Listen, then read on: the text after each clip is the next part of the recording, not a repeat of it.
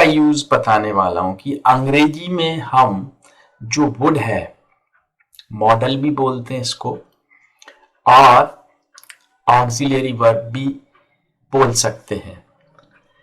तो इसको हम कैसे, या हेल्पिंग वर्ब भी हम इसको कहते हैं, तो इसको हम कैसे यूज करें।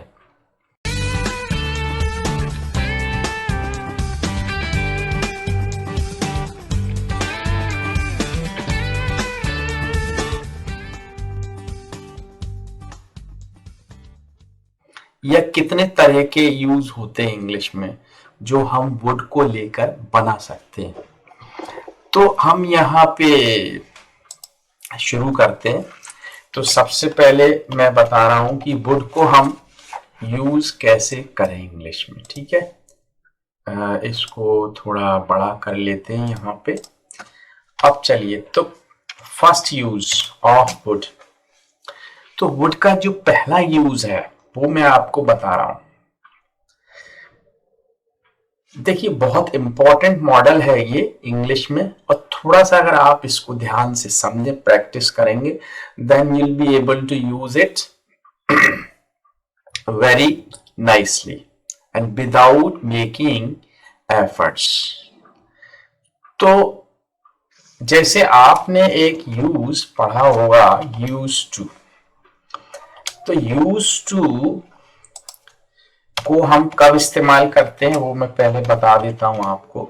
उसके बाद हम वो यूज टू को की जगह पर हम वुड को यानी यूज टू को रिप्लेस करके वुड को हम वहां पे यूज कर सकते हैं। तो कैसे करते हैं वो मैं आपको बता रहा हूं। यूज टू होता है जैसे हम पास्ट में कोई काम करने की आदत थी हमारी बहुत लंबे समय तक, जैसे मैं बचपन में क्रिकेट खेला करता था, तो I used to play cricket in my childhood.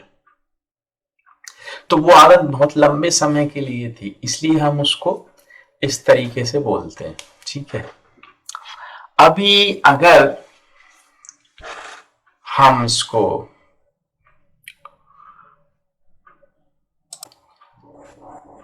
तो जैसे मैंने आपको बताया कि यूज टू जब हम कोई काम किया करते थे पास्ट में, तो बहुत लंबे समय के लिए वो होता था। जैसे हम बचपन में क्रिकेट खेला करते थे, लेकिन वही आदत पास्ट की, भूतकाल की, थोड़े समय के लिए हो, तो फिर हम उसको यूज टू को वुड से रिप्लेस कर देते हैं। जैसे अब अगर हम यहाँ पे लें, जैसे मैंने कहा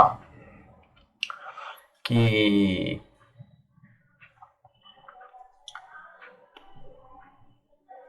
जब मैं इंग्लैंड में 2002 में गया 2 सप्ताह के लिए, तो मैं वहां पे वॉक किया करता था। तो ये पास्ट की हैबिट 2 सप्ताह के लिए थी, ज्यादा लंबे समय के लिए नहीं थी। तो हम यहाँ पे हम कह सकते हैं I would go for a walk when I was in England for 2 weeks। तो ये I would go for a walk when I was in England for 2 weeks। तो ये तो आपने एक पहला यूज किया। अब हम चलते हैं दूसरे यूज की तरफ। तो वुड का यूज हम दूसरा कहाँ कर सकते हैं। तो जैसे हमने कहा मैं ऐसा करना पसंद करूंगा, तो वुड लाइक से हम यूज करते हैं। तो वुड लाइक यूज करेंगे, ठीक है। वुड लाइक, तो मैंने कहा जैसे अब मैं खाना खाना पसंद करूंगा, तो I would like to have food now, ठीक है। या कई बार हम बोल देते हैं, जैसे कि एक रिक्वेस्ट मेहमान से हम करते हैं, आप क्या लेना पसंद करेंगे, तो हम इसको what would you like to have.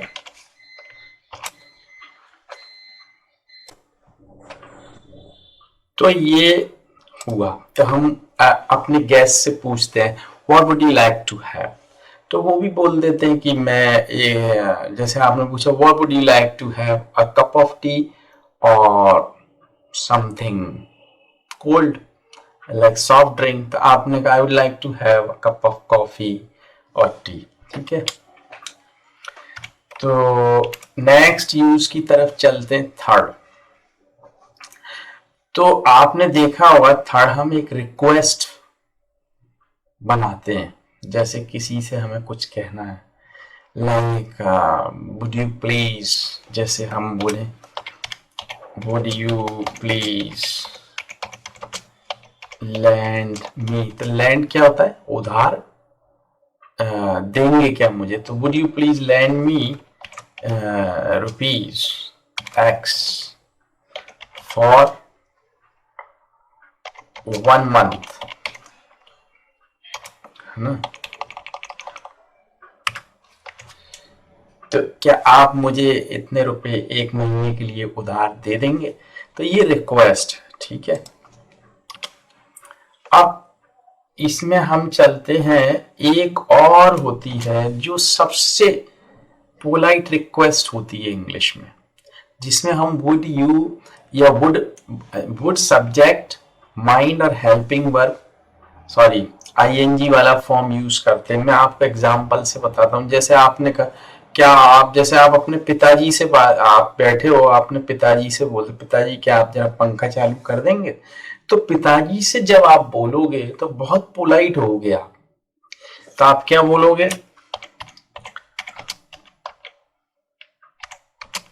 Would you mind switching, would you mind switching on the fan please, हम ये बोल सकते हैं। ठीक है,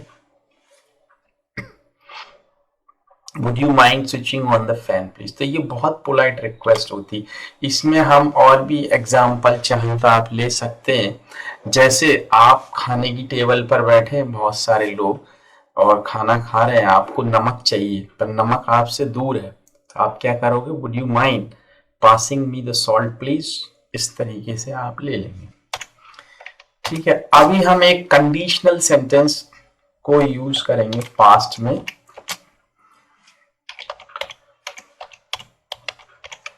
पास्ट कंडीशनल सेंटेंस, तो पास्ट कंडीशनल सेंटेंस कैसे होते हैं वो मैं आपको बताता हूं।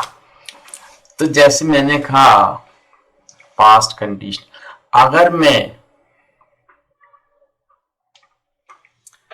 दिल्ली जाता तो तुम्हारे लिए कैमरा लाता, तो इसमें जो पहला सेंटेंस है वो पास्ट परफेक्ट बनता है और दूसरा वुड हैव बी 3 से बनता है, आप देख लीजिए, है ना। तो इफ आई, तो पास्ट परफेक्ट बनेगा, if I had gone to Delhi आई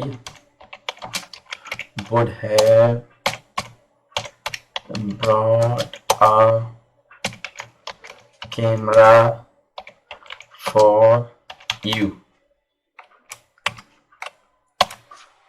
यहां से अपन इसको ऐसा करते हैं, ये कर देते, ठीक है। तो अब क्लियर दिख रहा है आपको, यहां भी कर देते हैं, ये क्लियर दिखेगा, ये कर देते हैं, ठीक है। तो if I had gone to Delhi I would have brought a camera for you, या अगर आप कल आते मेरी बर्थडे में तो मुझे अच्छा लगता। तो इफ यू हैड कम से भी बना सकते हो, या अपन इफ की जगह पे हैड भी लिख लेते हैं पहले। मैं एक एग्जांपल और दे देता हूं आपको तो समझ आ जाएगा। जैसे हैड, मैंने इफ यू हैड कम की जगह had you come to my birthday party yesterday, had you come to my birthday party yesterday, अगर कल आप मेरी बर्थडे पार्टी में आते तो मुझे अच्छा लगता है ना, I would have been very happy.